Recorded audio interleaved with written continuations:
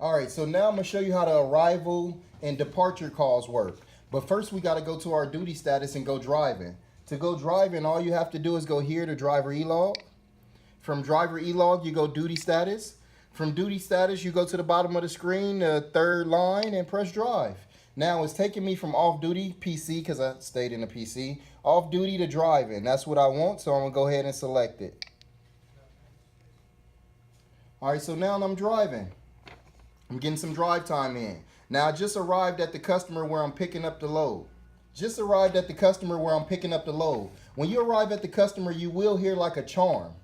Don't let it scare you, because it's just letting you know that it's asking you a question. Have you arrived at the customer? So it'll sound like bling, and then you'll see this message over the screen. And all that's doing is asking you, have you arrived? If you haven't arrived, just say no, and then the e-log will come back alive.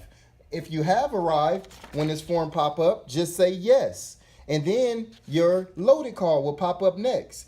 You're not ready to complete the loaded call until you have finished being loaded. So the first thing you want to do to this loaded call when it pops up on the screen is suspend it. The reason we're suspending it, we need to change our duty status. If we press the home button or the back button, they're grayed out, so it won't go back that way. The only way you can get this form off the screen is to press suspend. So I'm gonna go ahead and press suspend now, and then the e-log comes alive.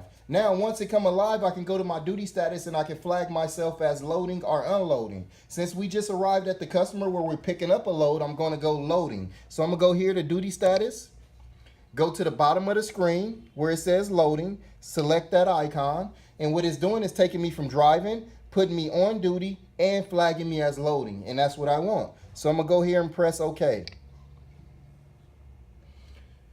All right, so now I'm getting some load time in. Let's say I'm at the shipper and I'm ready to go across the street and grab myself something to eat and relieve myself of the duties. What you would do is go to this form again and press suspend, because this form pops back up every 2 to 3 minutes. So I'm gonna go ahead and suspend it again. Let's assume I've been at the shipper for 35 minutes and I wanna go across the street and get me something to eat. So I'm gonna go here and press suspend. I'm gonna come back to my duty status and place myself off duty. All right, now I just relieved myself of the duties. Now I'm gonna walk across the street and get something to eat. By the time I come back to the truck, they might be finished loading the trailer. Let's hope so. So by the time you finish relieving yourself of the duties and walking across the street and grabbing something to eat, let's say we was across the street for about 30 minutes. We come back to the truck, and when you get back to the truck, you will see the loaded call back on the screen, because it pops up every 2 to 3 minutes every time you suspend it. So let's say you see the loaded call on the screen and that you got a green light that they're finished loading your trailer. At this time, you want to go inside, grab your paperwork, and then come back over to the truck. When you get back over to the truck, this is the time when you're ready to fill out this form. We only need you to fill out the columns that are highlighted. If the column is not highlighted, you don't have to touch it. The first column that's highlighted, it says ETA date.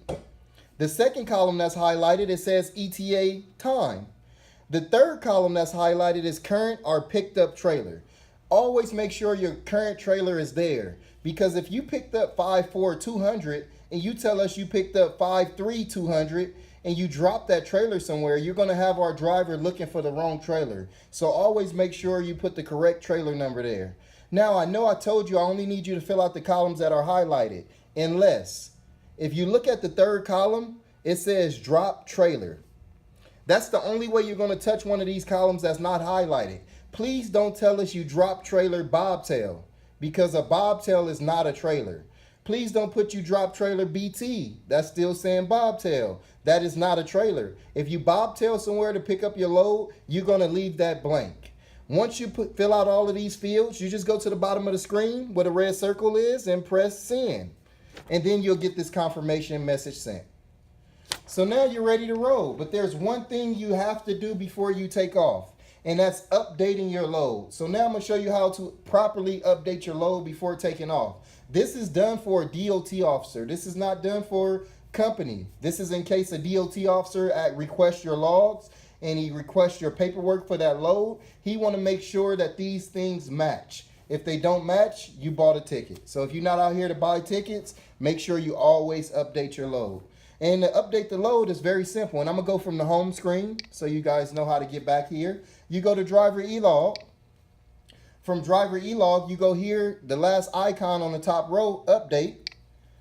From update, you go to load. And here it is.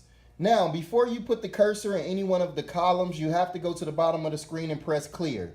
If you don't press clear first, it will not save the new information. It's going to actually save the old information. So I'm going to go to the bottom of the screen and press clear. And then I'm going to come back here and enter my trailer number, which is 53799. Move the keyboard. And then I'm going to tap here on new shipping information. Now, this is where you would put the BOL. If you don't have a BOL, you need to put the manifest number from the paperwork. Please do not put a trip, load, order number here, or you will get a ticket. Those numbers are for us to internally count our load. That has nothing to do with the paperwork. So I'm going to say I have a BOL. I'm going to actually make one up. 12, 212, 22, 59. All right, I'm going to say that's my BOL. Now, if you're ever hauling a load that doesn't have a BOL or a manifest number on the paperwork, then you want to come here to new shipping information and just enter the shipper and the commodity. For example, we haul for a place called South Bay Logistics. We take them hay. They don't have a BOL on their paperwork, so I'll just put South Bay Logistics /hay instead of a BOL number. We haul for Payless Shoes. Let's say they don't have a BOL. Then I'll put Payless /shoes. One more example, we haul for a place called Lincoln Tires. We take them tires that they recycle. So I'll just put Lincoln /tires. And that's how you properly update your load. Go to the bottom of the screen and press OK. And your load is updated. If you want to view it to make sure it's updated properly, go back to updates, select load, and the information you put in there should be there.